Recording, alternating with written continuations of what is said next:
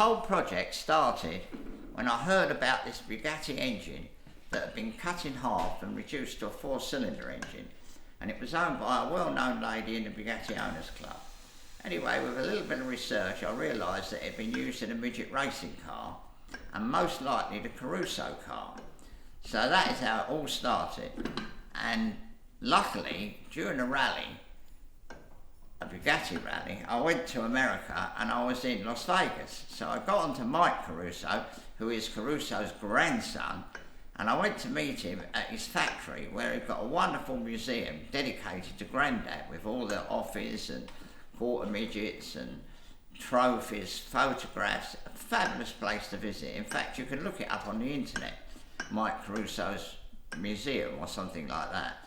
Anyway, I showed him the pictures of the engine and he agreed that it was definitely the engine that was used, and he couldn't believe that it survived, especially in the fact that I managed to buy it in England.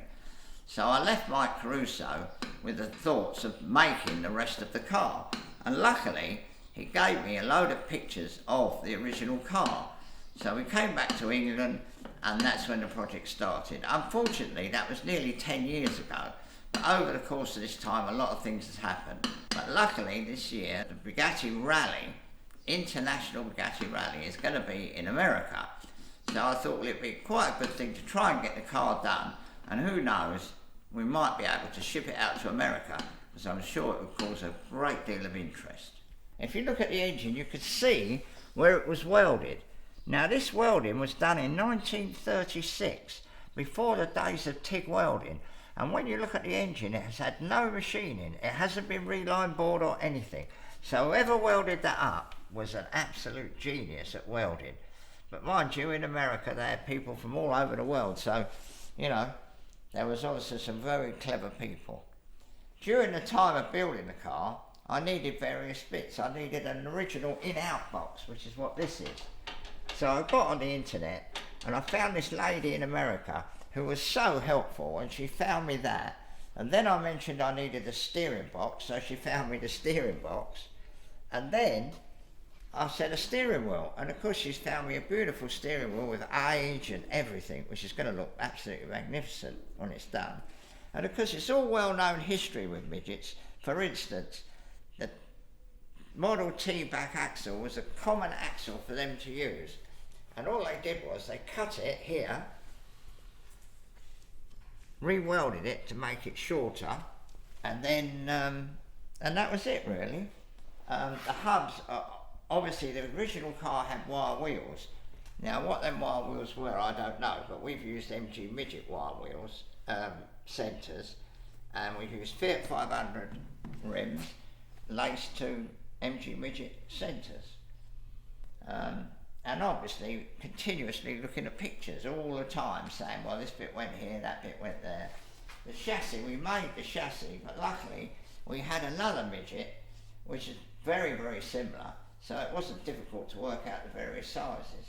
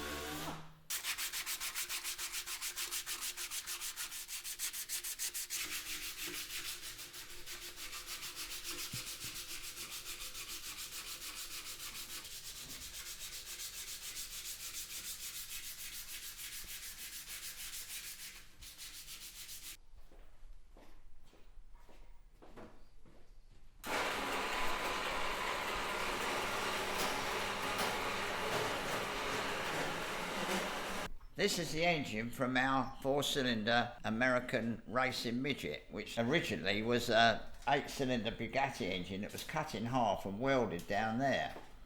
So we've now fitted the crank and we've fitted the con rods, and we've now got to the point where we're doing the cylinder block.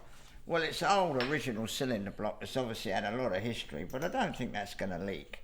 And so then we get to the point of needing some pistons. Well, the original pistons, which are original Bugatti, which are quite nice, but it's got very thick piston rings, and we haven't got any piston rings, so we've now decided that we'd go and find some pistons, because my son, doing the Bugattis like he does, has got loads of old stuff that they've taken out, and we found a set of pistons, and they're not quite, they're a little bit tight, and that would give trouble. So we've now decided to make a fixture, put them in the lathe, and take, I think, about 4 thou off them, so that they're just a really good fit, but they won't seize up, which is obviously what happens. So that's a piston we haven't done, and that's a piston we have done.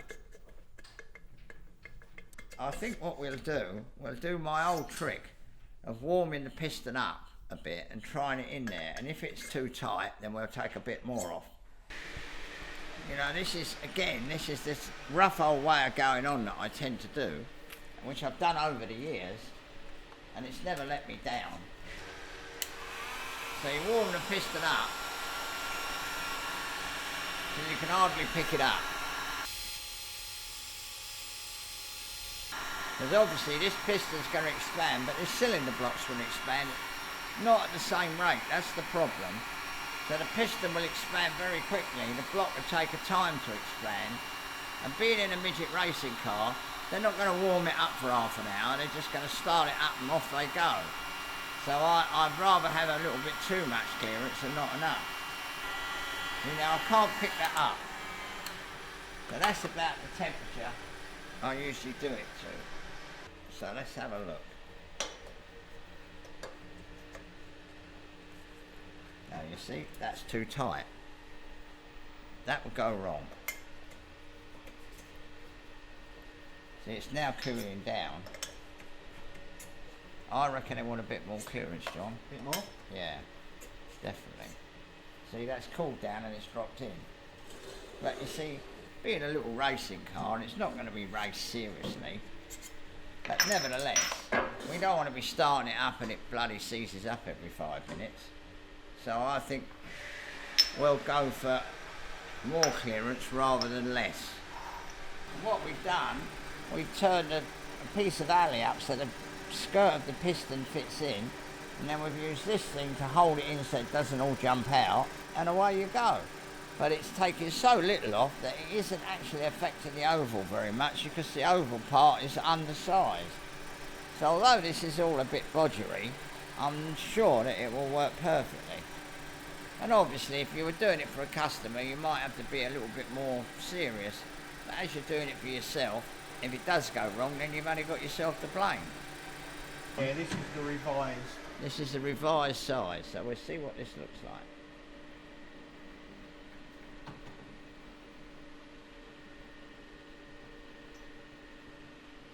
But as you can see, it still hasn't touched that side of the piston. So we've only taken very little off. I'm sure that a load of people will say that this is all, the real technical blokes who do everything to spot on and got all the measuring equipment and what have you, is a bit sort of Heath Robinson.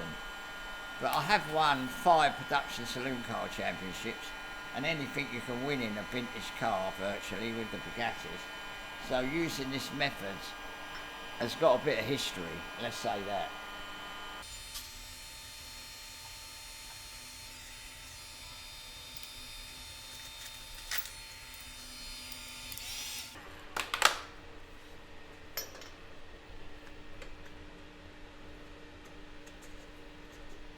Yeah, you see, that's a lot better. And then when the block warms up, obviously, that'll be fine. And they're very good pistons. Well, when I say that, they're old pistons and they're cast, so they are going to expand. But let's face it, when you're doing it for yourself, if it did seize up, we could always take the block off and take a bit more off them.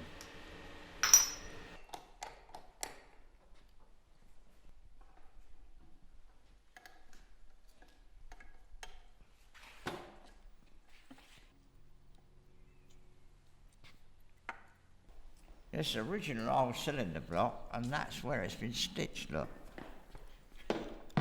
I think it's quite nice, and if it don't leak, it'll be even better. Oh yeah, that's a good idea.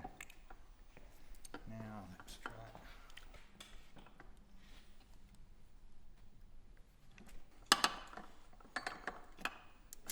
it. Fucker, you bastard. Hold it there. What I want to do is sort of turn it.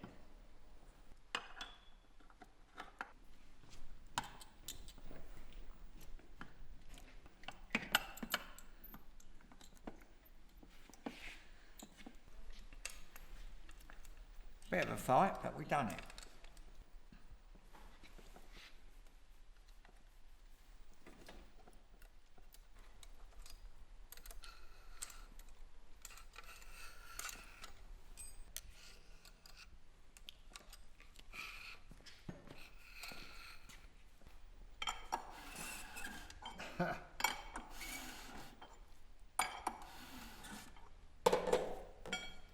This is testing to see how much room we got.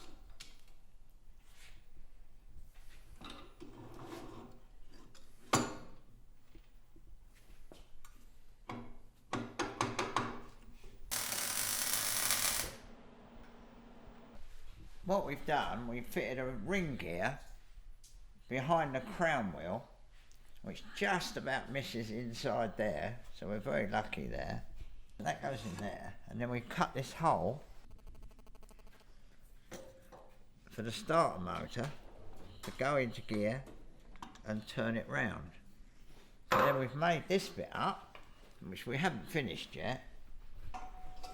That's going to bolt to there, and the starter motor's going to fit in there. We've put some more bolts in and we'll glue that down, obviously. And then the plan is, we might have to make another mounting just here, but the plan is that when the car's in neutral, we can press the starter and it should be able to motor along. And if it's got enough strength, hopefully we'll be able to have the car in gear and start the car. But even if we have to push it a little bit, it's going to be a lot easier to push having something to drive it, like what we've made up. I can't hold this because it's red hot at the moment because we just welded it all the way around there. Now we've got to fill this lump in here.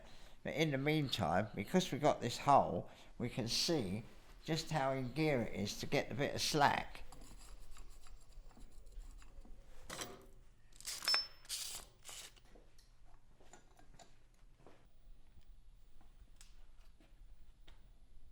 This is the very initial test. There's no finalisation here except that we've made this bit and we really want to see whether we've got a bit of clearance and what it will actually do. But we've just tried it and it's just amazing. You have to hold this because obviously we haven't quite finalised it. Ready? Yeah.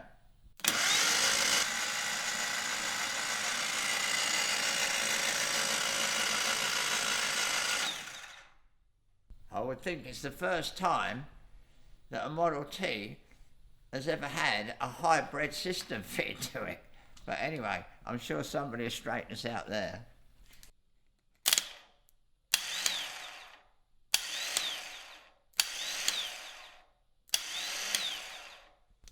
That's how it works.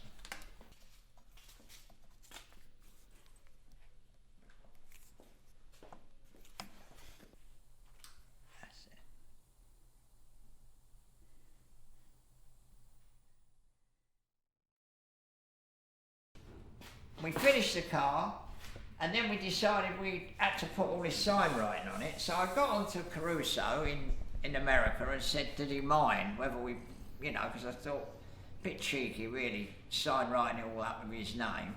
But anyway, he was absolutely knocked out and said, oh yeah, you could do, whatever you want to do and blah, blah, blah. Because I told him we were going to take it to Retromobile. Timothy had a big picture done of the cars coming off the benches at, I can't remember the name of the track, but it was a very famous place. And they used to race around. It was made for bicycles originally, and they used to go flat out without lifting off. So it was Velodrome. the velodrome. You've got it. But anyway, so he had that in the background, and then he put it on a couple of stands, and it looked at an angle, and it really did look good. Anyway, so that was that. So then obviously we actually had the sign writing done. Now in America there was this very famous man called Von Dutch, and he did all fabulous graphics on motorbikes, and you know, he obviously was a real star. And when he died, they auctioned a load of his stuff, and I think his spray gun made $20,000 or something. You know, I mean, he really was a reckon man. But anyway, we haven't got Von Dutch. We've got this old boy. He's over 80, and he comes, and he was a bit shaky, and I thought, well, I can't see how he's going to do it. And we got pictures of him doing it, and you can't believe it. He put all that on. He did it in the morning, and it was absolutely fantastic. But we got a lovely picture of his box, which he keeps the paints in, and it looks really Von Dutch, you know. I mean, it's obviously been used for years, and I questioned him about it, and I said, "Oh, I love your box," and he said, "Yeah," he said, "that wasn't new when I got it, and he's had it for 50 years or so." And we got a photograph, and you'll see it is absolutely fabulous thing. And I thought, well, you know, anything to go by. If he was Von Dutch, I reckon that paint box would have probably made 100 grand. But anyway, that is how we got the sign writing done, and it actually turned out really good. This video could be quite confusing really, because there's been a 2-year break between working on it the first time and now. So I'm going to try to explain to you the various problems of the fact that there's a 2-year gap. What happened was, we started work on the car, and we obviously made films of it, and you'll notice that we're polishing a lot of the bits. Now normally we don't polish anything, but the Bugatti or the Midget cars in America were always beautiful. They were always polished and chromed, and they always looked like a picture. And so we thought, well, we've got to carry on the tradition while this is chromed and polished and what have you. So that is the story behind the polishing. So then we sort of got it all together. And as I explained, there was a rally in America, and we thought we'd get it ready for that. And that didn't happen. But then my son has a stand at Retromobile in Paris, and he thought it'd be really good to take the Midget. So he made a big effort to get it done, and that is why it's actually done. Now we fitted a starter motor to the rear axle, which is obviously again a bit confusing, but the problem with these cars is they haven't got a gearbox, they haven't got a clutch. You put it in gear, the pickup truck pushes you, you drive out onto the track, and that's it. Well, of course in England that's a big problem, there's not much you can use it for. So I thought, well, as you can't push them around the paddock anymore to start them, we'd fit a starter motor to the rear axle. We hoped that we would have enough power to be able to push the car along and start the engine, but it won't do that. But luckily, we made a stand, which you can see, and you lift the wheels off the ground, and obviously press the starter, and it whizzes the back wheels around and starts the car.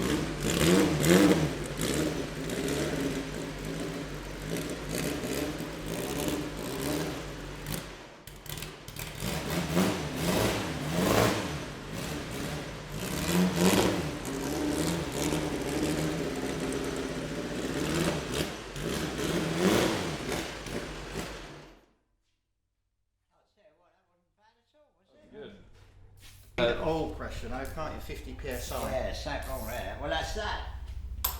Yeah, way too much, isn't it? Even that's only a 1 mil hole. Yeah. That'd be firing through there. Yeah. Well, as you can see, it's very smoky. So we still haven't really got down to the dry sump system working properly. It's quite obvious that the sump is filling up with oil, because when you first start it, you drain the oil out and there's no oil in it. You put it in the tank, so in other words, nothing's drained down. Start it up and it's lovely. And then after it's been running a few minutes, it's quite obvious that the sump fills up with oil, because the pump taking it out of the sump is either not sufficient, or the one that's sending it into the engine is too big, or we might have got it round the wrong way. But anyway, I'm sure we're going to have to sort that out. So, you know, but there's no panic now, because we've got lots of other things to do, and really I want to get it running when the summer comes. So, but as we were quite anxious to use up the footage that we'd already done 2 years ago, so we can start getting a clear deck and start from nothing. So, you know, we'll keep up. Once we get cars to start, we're doing from the beginning. The reason this all started was in 1952. Being in England, it was a bit dull, to be honest. There wasn't much going on, and it was just after the war and what have you. And my dad took me to the pictures to see a very famous film called To Please a Lady, with Clark Gable and Barbara Stanwyck. And I couldn't believe it, you know, they were in the workshop doing the car, all the lovely machinery, and obviously in America the sun was shining, and obviously there was a lot of racing in it. It was a bit of a love story, but obviously as a kid I wasn't particularly interested in any of that. I was just mad about the cars. And when I saw a midget car racing, I thought, oh, you know, that's what I want to do. Well, because I never did that. Well, I finished up racing cars. But there you are, you see, so you must be very careful with your children. In 1952, when I was 12 years old, my dad took me to see A Please a Lady, of which we got the poster. We also got another poster, which Mickey Rooney made, called The Big Wheel. Anyway, I bought this film poster, and I had this bloke working for me who was very useful, and I said to him, "Here, see if you can find Mickey Rooney, because I think he's in England. I see it on the telly." And apparently what it was, he was in pantomime at Milton Keynes. So anyway, he got onto the theatre and said, "Look, you know, we've got this man who's mad about midget cars," and Mickey Rooney drove it, and we wondered whether he would autograph it. Oh, they said, yeah, bring it down. So off we went down to the theatre in Milton Keynes, and we got old Mickey Rooney to sign it, you know, to Ivan Dutton, Mickey Rooney, blah, blah, blah. So we've also got that. So you might understand why I'm bloody mad about midget racing cars. Because I think that was very serious racing, not racing like we do in England. This was real racing, you know. I mean, you didn't have to be a multi-millionaire to go and buy the best car and win a race at Brooklands. You had to be able to drive, and they were making midgets, and there was all sorts of ideas. People were making twin-cam engines, cutting Bugatti engines in half. There were some very clever people in America. And if you were successful at midget car racing, there's a good chance you'd finish up at Indy. So you didn't have to have a dad who was a billionaire to be able to finish up racing cars like you do in this country. You know, you stood a good chance of making a big time going from a midget racing car in a dirt track in a little town in America somewhere, because every town had its own dirt track. And, you know, I mean, to me, I really reckon the American racing as being real racing. Unfortunately, a lot of people were killed in these cars. It's, you know, very sad, but they come back from the war, they've been chancing their life at the war and probably not having much fun. So they didn't really want to go to work, so they could earn a good living going midget car racing, so they went midget car racing. And there was one mechanic in America reckoned he'd known 100 people that had been killed midget car racing. In fact, the picture of the velodrome, which I was talking about earlier, that my son had behind the car at Retromobile, the velodrome was so dangerous that in the end they stopped racing there. So there's a lot of stories. There's a lot in midget car racing. And I finished up. I was in America when I went on this rally, and I went to see this museum, and the bloke let me sit in an Offie midget. And it was such a fabulous thing, you know. I mean, it is a real racing car with a twin cam engine, which Bugatti copied, and, you know, 150 brake horsepower, slicks and what have you. I mean, that was serious racing. And I thought, well, I've got to have one of those. And the first time I got a little bit of money, I bought one in America, which is here. I've never actually heard it run, although it was racing till when I bought it. So what we'll do, again, when the weather changes, we'll do a video starting the offie. I mean, whether I'll be brave enough to drive it, we'll have to see, but we'll get it going anyway, because it's a lovely thing. And then, of course, we've got the four-wheel drive Skiro, which has got the 1000cc Jap engine. And I've also got another one, which has got a four-cylinder outboard engine, which is called an Alto Midget, which was made in England. What happened was, the man who owned Bellevue Speedway went to America. He saw how popular midget car racing was, and he bought Ronnie Householder's bought his Alto Midget, brought it back to England, and he got a bloke up in Manchester to make a dozen of them, and they raced them in England. Anyway, they were all underneath the stands during the war, and everybody knew they were there, and then one day they all suddenly went, and there's only one left, and I managed to buy it. But the engine was totally worn out. But again, on the internet, this old boy in America got a brand new engine that he'd been keeping as a spare for his car. I think he was 85 years old at that time, and he'd been racing midgets since he was 13 years old. Anyway, I bought the engine off him, but that's all in pieces, and we've got to put that together. So that's another video we could make. I can't imagine what it must have been like in one of these, flat out, on the dirt, with a car there, a car there, a car there, all together, all sliding sideways. And obviously I don't think this was a particularly quick car, but when they got to the offie midgets with the offie engine and the Curtis Craft chassis, they were really going. They were doing 100 miles an hour and more. When I was in America, I met an old boy that actually did the midget car racing, and he said you had to be really careful, because he said the car would arrive at the corner before you did, because he said, you know, obviously we're going round and round and round and round. You had to really concentrate, because, you know, sometimes it was only taking less than a minute to get round. So it was very serious racing, you know, very, very serious. I can't imagine. I'd love to have seen it. But apparently around Los Angeles, you used to get a lot of film stars go and watch it, you know, because there were loads of tracks. And they actually used to say, let's go midget car racing and see somebody get killed, which I mean is desperate, really. In fact, To Please a Lady, one of the shots in To Please a Lady, I think somebody was actually killed, and they actually got permission to be able to use the shot of the accident in the film To Please a Lady. So I think they got permission from obviously the relations of the people. But it was very, very serious racing, you know. I mean, I can't imagine doing it really, and I think if I had done it, I probably wouldn't be here now. So it was a bit of luck really. I didn't live in America, because I probably would have got involved. I mean, all in all, it's turned out an absolute knockout. Everybody who sees it falls in love with it. And I think once we get the dry sump system sorted out, and it's got this American carburettor, which is what it came with. I think it's a Miller. And it's got all adjustable jets, you know, there's jets there, and it's all adjustable. So again, we're learning how to do that. But once we get that cracked, I think it'll start up beautifully and run lovely. So hopefully then we'll be able to get it round the field and slide it about and make another video.